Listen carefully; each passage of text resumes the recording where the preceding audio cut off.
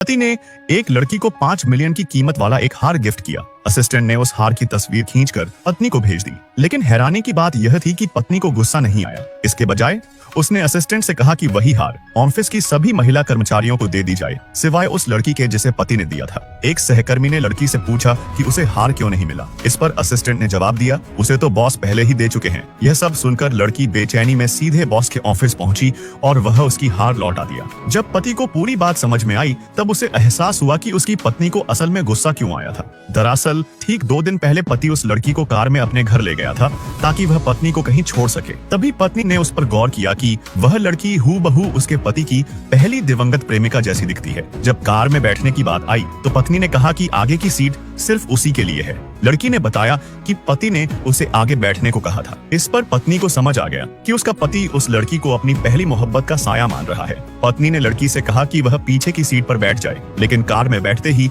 वह उस लड़की को देखकर इतना चिढ़ गई कि उसे कार से ही बाहर निकाल दिया। उस रात पति लगातार लड़की का बचाव करता रहा। वह कहता रहा कि अभी अभी लड़की ग्रेजुएट हुई है और नौकरी की तलाश में है। उसने पत्नी से गुजारिश की कि वह इस बार उसे माफ कर दे। अगले दिन पत्नी ने असिस्टेंट से कहा कि लड़की को सफाई का काम सौंप दिया जाए, लेकिन तभी लड़की ने उसको आते देख वह जमीन पर बैठ गई और उसके सामने मासूमियत दिखाने की नाटक करने लगी। यह देखकर पति बहुत गुस्से में आ गया। उसने सबके सामने असिस्टेंट को नौकरी से निकाल दिया और उसकी जगह उस चालक लड़की को दे दिया। इसके बाद पति लड़की को घर ले आया और पत्नी पर चिल्लाने लगा कि उसे लड़की के साथ ऐसा बर्ताव नहीं करना चाहिए था। फिर उसने पत्नी से कहा कि अब वे अलग अलग रहेंगे। अब चालक महिला ने रोज रोज अपनी तस्वीरें भेजकर पत्नी को उकसाने लगी। यह सब देखकर पत्नी ने बिना किसी झिझक के अपने वकील को फोन किया और उसे कहा कि तुरंत तलाक की कागजात तैयार करे